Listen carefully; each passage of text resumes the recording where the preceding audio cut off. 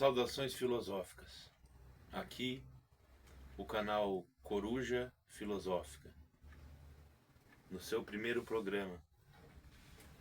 O programa 5 mal entendidos sobre o mais incompreendido dos filósofos. Friedrich Wilhelm Nietzsche. Bom, antes de entrarmos nesses mal entendidos,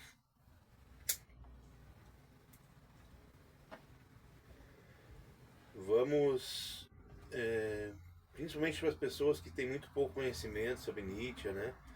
Vamos colocar 3 conceitos aqui, como explicação preliminar em 3 conceitos. Então eu leio cada vez um tópico e depois explico. Vontade de potência, fundamento da realidade vivente. Buscar potência é afirmar a própria natureza. Poder de mando versus poder fazer. Muitos colocam essa ideia de vontade de poder no sentido de uma vontade de dominar o outro ser, ou dominar a natureza, ou dominar os animais, principalmente dominar o homem, né? Um homem dominar o outro homem. E não é nada disso que está escrito, né? Nietzsche realmente ele falava de forma literária. Tudo que ele escreve também é literatura. Não só assim falava Zaratustra, mas tudo que ele escreve também é literatura. E ele não fazia questão de ser claro e às vezes se aproveitava da ambiguidade. Então tem coisas que você lê, você não sabe o que ele quer dizer isso ou aquilo. Ele somente está fazendo uma provocação. Entende? Como eu já ouvi, assim, ele provoca, né? Às vezes, talvez nem ele acredite, mas ele provoca para ver a sua reação. Como se ele estivesse ali para ver a sua reação. Segundo item.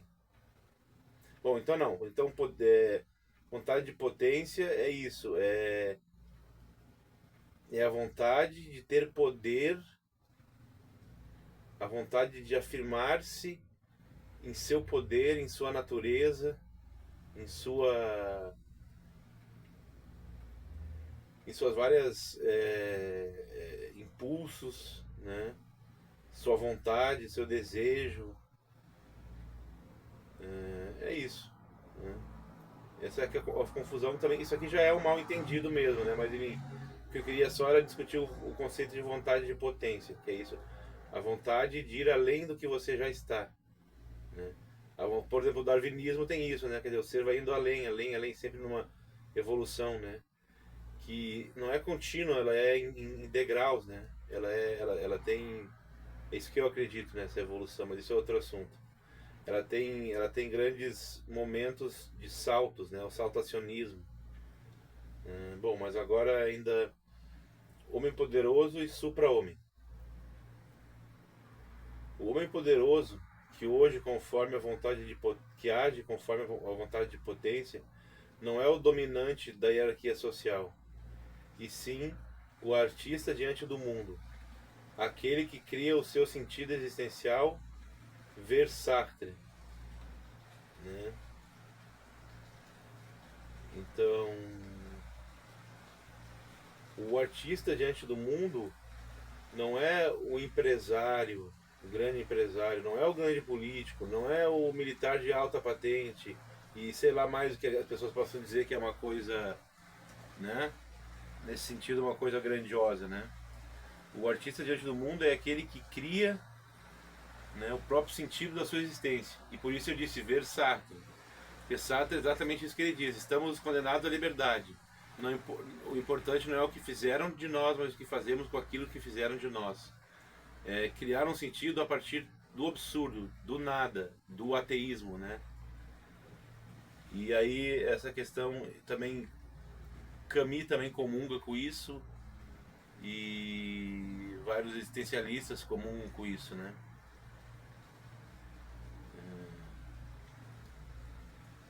Shostakovich também diz que Deus é o absurdo, né? Ele é um existencialista cristão, né, russo, mas ele diz, eu não conheço muito a obra dele, até porque não existe em português e talvez exista em espanhol, mas eu não conheço. Então, o supra-homem o homem é uma resposta à morte de Deus. Agora, essa questão da morte de Deus também é muito mal compreendida, né? Não é a morte de Deus é uma metáfora da ideia da morte da metafísica. A metafísica é a disciplina da filosofia que estuda o, o ser, a essência, as coisas que têm a ver com um nível de um lugar onde as coisas existem, que é o lugar mais profundo, o lugar mais real, como se aquilo fosse real e nós fôssemos só a aparência que a gente vê, né? Então, a filosofia do século XX, Nietzsche nasce na entrada do século XX, ele morre na entrada do século XX, 1900, 1900 mesmo, acho. É. E quando essa questão, ele deixa essa herança, né? Ele deixa essa herança que é a morte da metafísica. Muitos, e a maioria talvez dos pensadores filosóficos ou que tinham um aspecto filosófico do século XX trabalharam pela morte da metafísica, ou durante toda a sua obra ou em algum momento dessa obra. Né? De certa maneira, todos os que são mais lembrados, né? Deleuze, Foucault, Adorno, tantos e tantos, né?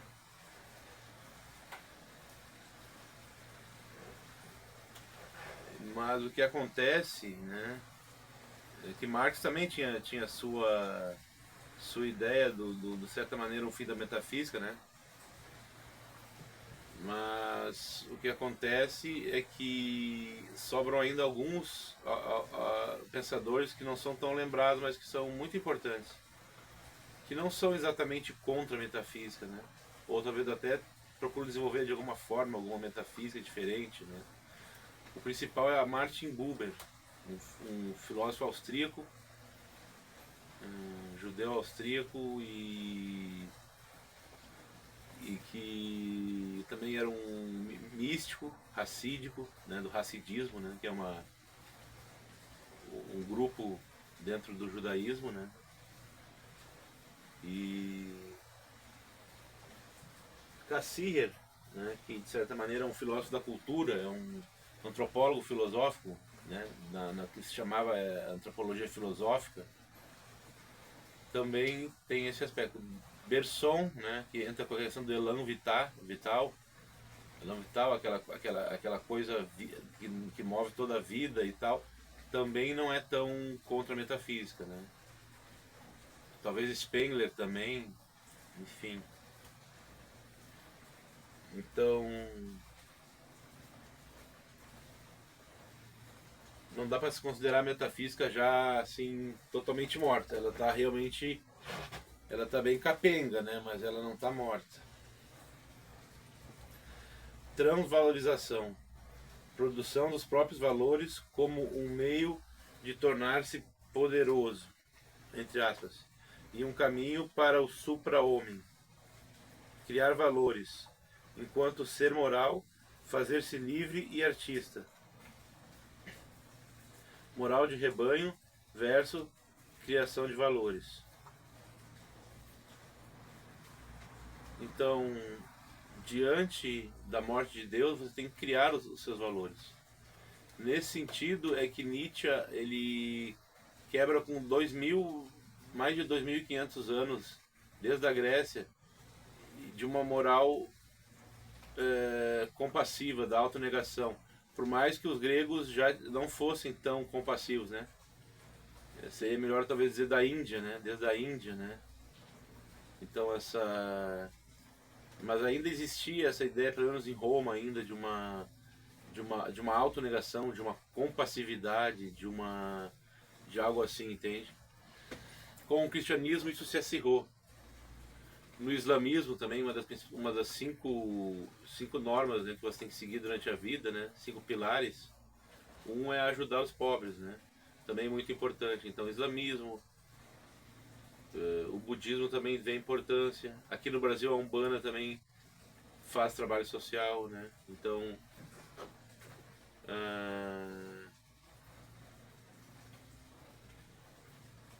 a questão é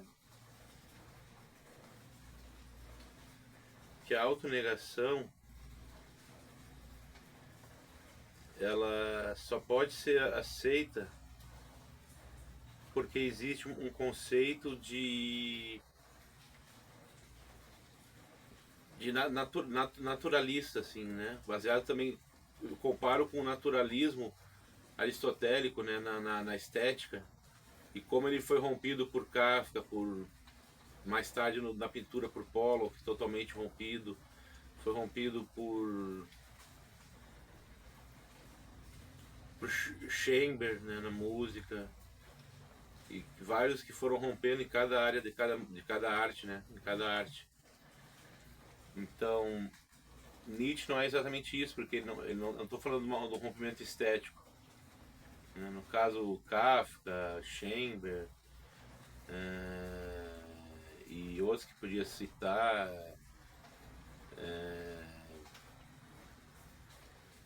eles Artaud no teatro, né, que ele dizia, você não precisa criar uma cena que seja possível, ou que seja, que tenha acontecido, ou que pode acontecer, ou que está acontecendo. Você só faz um som, um gesto. Com isso ele quebrou 2.500 anos de teatro desde a Grécia. O que Nietzsche faz é na ética, na moral, ele rompe com 2.500 anos, né? Pelo menos 2.000 anos quase de cristianismo, antecedido por doutrinas também compassivas, né? E isso é a grande importância nessa questão da transvalorização, importância para a teoria, né? Sem querer conceituar o que é transvalorização, né? Transvalorização seria a capacidade de criar os próprios valores. Aí a gente tem o contra-exemplo de Raskolnikov, o personagem de Crime e Castigo, né, de Dostoiévski, que parece que ele leu Nietzsche e digeriu mal, né? Digeriu mal. Porque assim, quando Nietzsche diz que você criar os próprios valores, ele não está dizendo que você vai sair matando pessoas, roubando, né? Porque você criou os seus próprios valores. Ele quer dizer que você não vai seguir como numa moral de rebanho os valores dos outros. Você não vai ficar seguindo como os outros seguem. Quer dizer, o que meu pai faz, o que minha comunidade faz, o que meus amigos fazem, né? Assumir os valores como nisso que ele chama de moral de rebanho. Você vai, os seus valores vão ser produzidos pela sua própria consciência. É isso. Então Raskolnikov é um cara que leu Nietzsche, foi mal lido, né? Foi mal lido. Como uma pessoa que ouve Racionais e quer assaltar, né? Quer dizer, você não entendeu o que ele estava dizendo. Sabotagem, você não entendeu, né?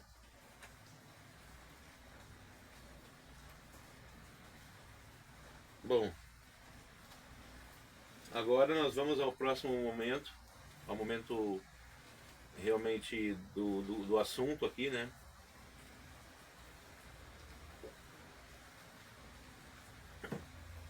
E nós vamos começar com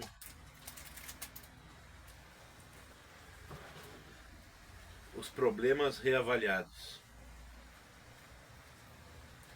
Filósofo louco, 2 pontos. Esquisitímico com demência sifilítica. Entre parênteses. Ver Diógenes, Kant, Schopenhauer, Wittgenstein. Pois bem, quando eu disse aqui, como eu falo, esquisitímico com demência sifilítica, por quê? Porque Nietzsche, antes da grande crise que ele teve lá pelo final do século, né, do século XIX, ele era um cara estranho mesmo. Aliás, eu acho que era muito estranho. Mas ele era esquisitímico, aquela coisa, ele tem um caráter, aquela pessoa que tem caráter esquizoide, mas dentro de uma normalidade, né? O esquisitímico não é uma doença, né? Não é um diagnóstico de doença, é um adjetivo, né? Uma característica que você vê nas pessoas que tem aquela característica de isolamento, de, sei lá, talvez fantasia, não sei bem como é que é. Eu sei que Carlos Drummond de Andrade dizia que ele era esquisitímico, né? Então, na realidade, ele não estava fugindo assim, ao minimamente normal. Ele não era realmente uma pessoa como Diógenes, que eu vou falar depois, né?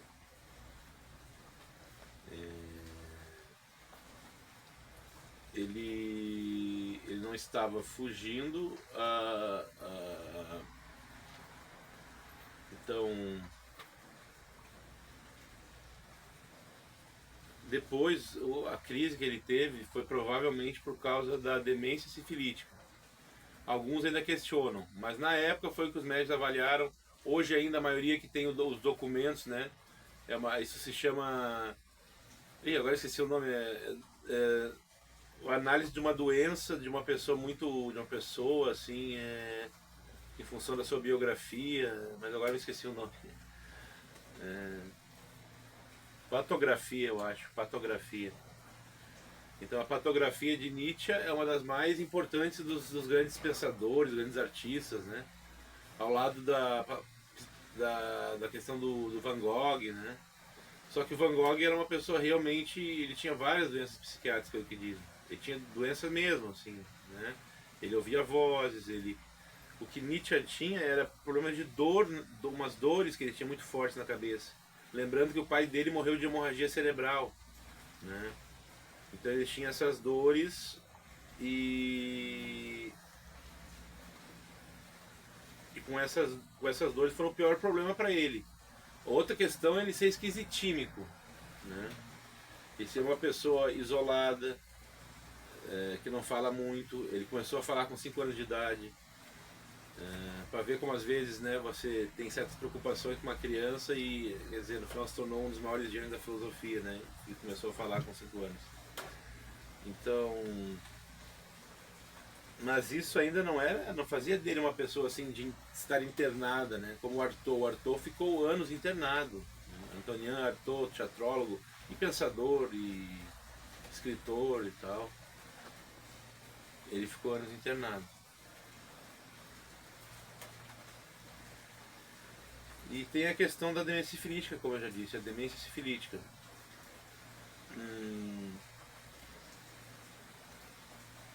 Demência não é loucura, certo? Você pergunte para um médico que ele vai lhe dizer que demência não é loucura. Demência sifilítica é diferente da demência, porque ela é adquirida, como sexualmente principalmente. Ele, como era esquisitímico, ele não tinha como. Era muito difícil para ele ter contatos com mulheres, assim, contatos no sentido amoroso e sexual. Então ele frequentava, assim, não sei até onde se frequentava muito, mas ele frequentava, assim, com frequência. Pelo menos durante alguns períodos. Prostíbulos, né? Provavelmente foi ali que ele adquiriu a sífilis, que foi maltratada, que não foi tratada e acabou na demência. Então, você falar de um esquisitímico com demência sifilítica, isso não é o grande louco da história da filosofia, o filósofo louco, o principal exemplo de filósofo louco. O principal exemplo de filósofo louco é Diógenes, tá? Eu só deixo a dica aí. Diógenes de Sinope, Diógenes da Grécia, entendeu? Era um louco genial, né? Como diz Platão, um Sócrates enlouquecido, né? Que ao mesmo tempo ele perseguia muito Platão, porque o Platão era tido como principal e tal, mas é até um elogio isso que Platão fala, porque você dizer que é um Sócrates já é um grande elogio, né? Ainda que seja enlouquecido. E Kant, né? Kant, ele era de uma...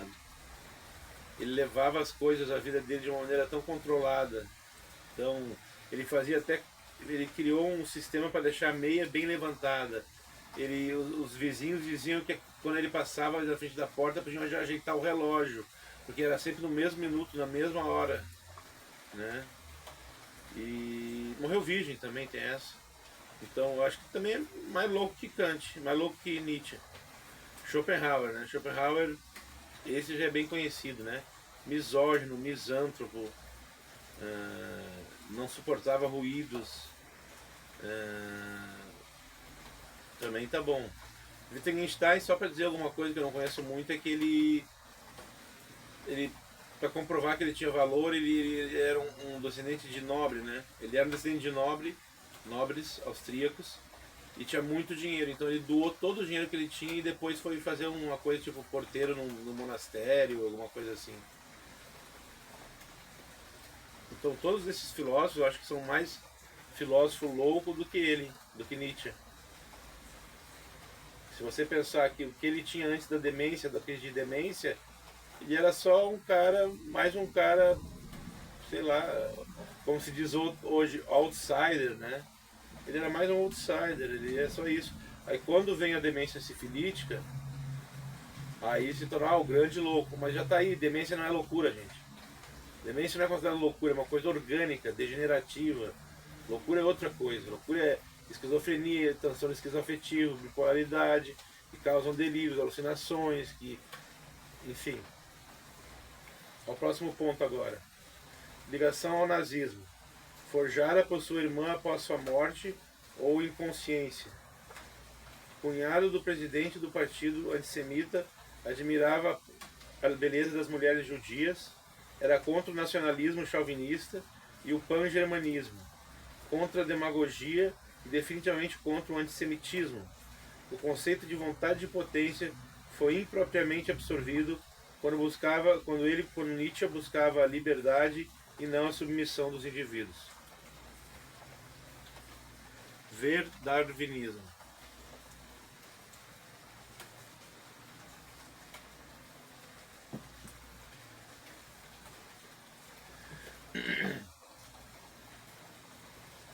Bom, primeira coisa, ele não só era anti-germanista, ele falava muito mal dos alemães, muito mal.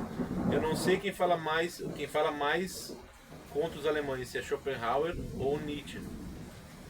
Então assim, o negócio de dizer que o cara é precursor do nazismo, uma pessoa que falou cada coisa contra... Tem uma que é engraçada, que eu não sei se é dele ou se é do Schopenhauer, que diz... É um preconceito duplo com a Alemanha e com a China, né? Que ele diz, a Alemanha é a China da Europa, né? Que no centro assim, que é um monte de gente meio igual, meio homogênea, meio modesta, meio... E aí, como surgiam esses gênios, aí ele dava a explicação. Que como é todo mundo tá abaixo nível, aí de vez em quando surge um que é muito alto, né? Seria ele. Ah. Então, alguns motivos aqui eu dei para negar essa questão do nazismo em relação a questão do homem poderoso também. O homem poderoso não era um homem, não era um militar, ele era como sempre ele fala, o artista diante do mundo, né? A pessoa que cria valores também estéticos, que cria, enfim, né? Se fosse falar de uma maneira religiosa, que ele era antirreligioso, mas falar na criação o criador na criação aquele que cria mimetiza o poder do criador que o criou, né? Então, darwinismo, né? O darwinismo, como você pode ver no livro Sapiens, uma breve história da humanidade, de Noah Harari, ele explica, ele inclusive sendo judeu é interessante que ele diz que explica porque o nazismo era um humanismo, né? E por que ele era um humanismo? Porque ele buscava o melhoramento da espécie humana. Só que esse melhoramento era feito em cima do conceito darwinista de evolução das raças, né? Não sei se Darwin falou disso, Darwin falou pouco sobre o ser humano na sua obra, né? Mas não sei mas ele pegou a questão que se aplicava ao animal e aplicou ao ser humano. Já começa aí o erro. Não pode fazer isso. E quando ele aplica ao ser humano, ele vem com a ideia de que se o ser humano melhorar a sua qualidade, a humanidade vai evoluir. E se ele piorar, ela vai andar para trás. Quem ele escolhe como o responsável, pode ser o responsável por esse retrocesso, é o povo judeu. outros povos também, ciganos, e tem povos que têm um certo tipo. E os que estão à frente são os europeus, os alemães e os outros europeus, né, do Ocidente. Não dos Balcãs, ele também não gostava. Enfim.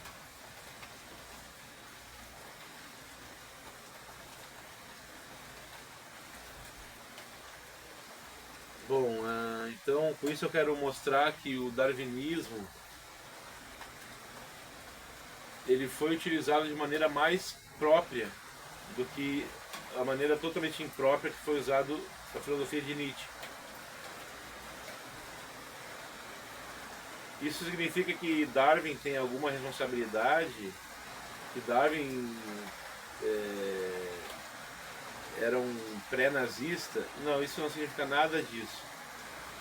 Significa apenas que a ideia de evolução foi usada pelos nazistas e era uma ideia que fazia sentido, né?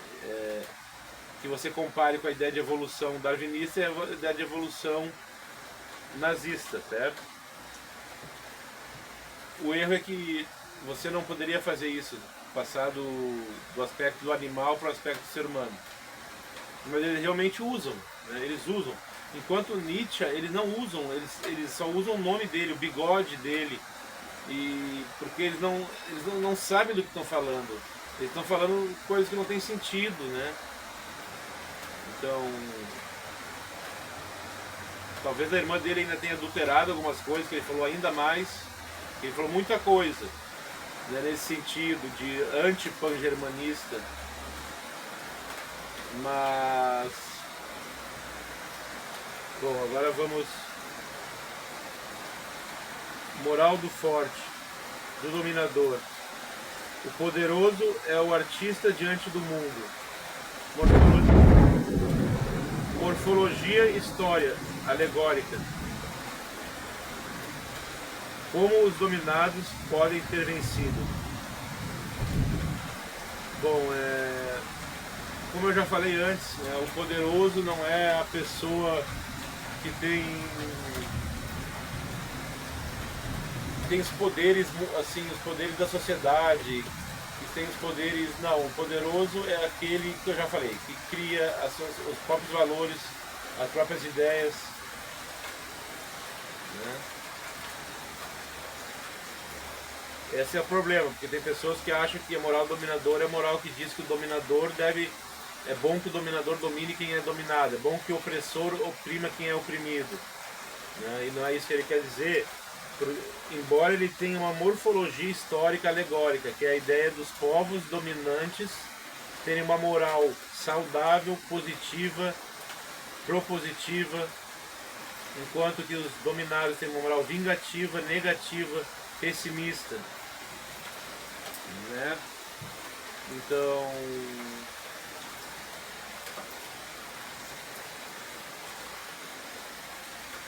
eu não sei até onde essa imagem que ele cria desses povos não é uma coisa alegórica, ou seja, colocada apenas como um exemplo, que talvez não tenha sido bem assim na história, certo?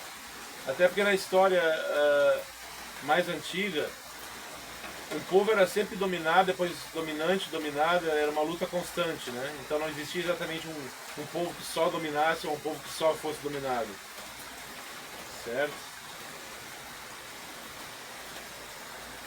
Agora a pergunta que eu coloco para Friedrich Nietzsche é: como os dominados podem ter vencido? Porque se eles têm uma moral inferior, se eles têm uma moral que coloca eles como seres que não conseguem ser livres por si mesmos, então como que essa moral conseguiu suplantar a moral do dominante? Porque se o dominado vence, ele já é dominador. Fica essa questão. Niilismo. Ironia. Quando afirma-se niilista, diz que é decadente, pois niilismo é pulsão de morte e uma condição doentia. Na realidade, ele é antinihilista, pois o niilismo é contrário da vontade de potência.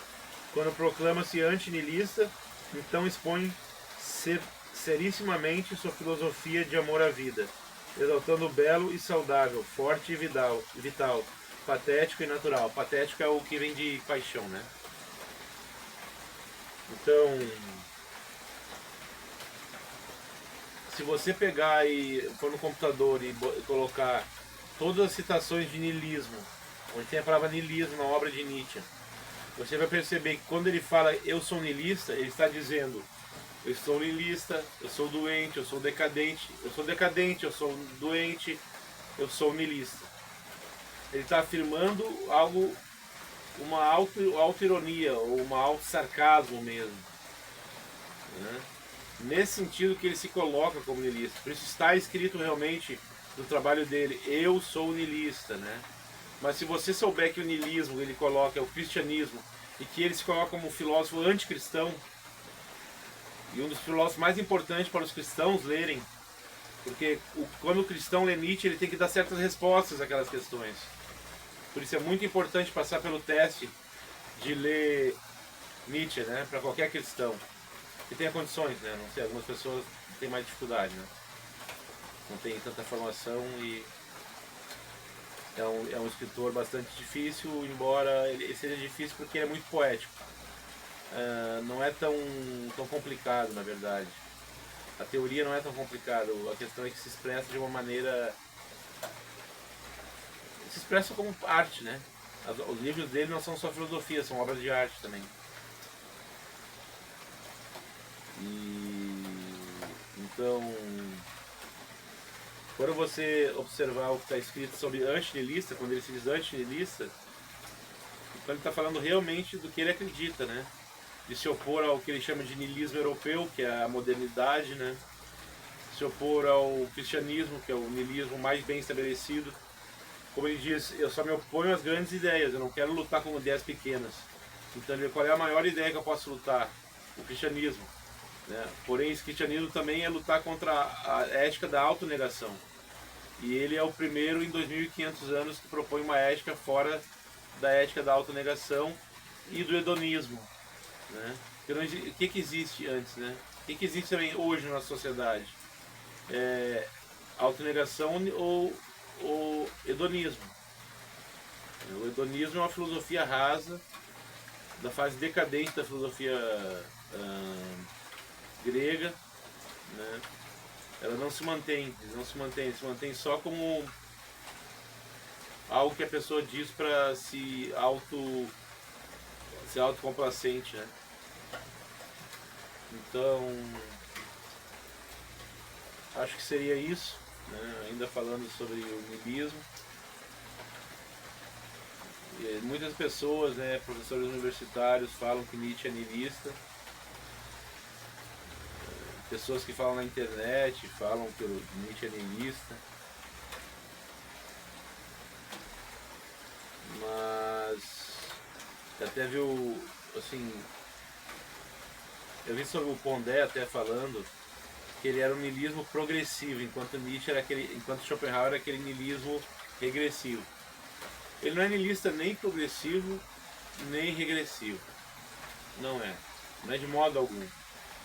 Quando ele se põe com um dos centros da filosofia dele, combater essa ética que se expressa no cristianismo, mas não é só a ética cristã, é toda a ética do dominado, dentro daquela ideia de que o povo dominante vai ter uma gratificação, por isso ele vai ser grato, ele vai ser saudável, ele vai ser bonito, né?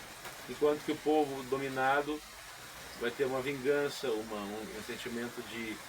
Só que essa questão de colocar entre povos, como eu já disse, não tem como, né? Porque um povo é dominante, depois é dominado, não existe um povo que seja sempre dominante, né?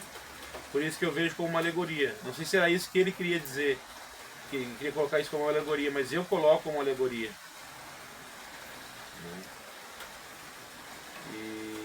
Então, seria isso.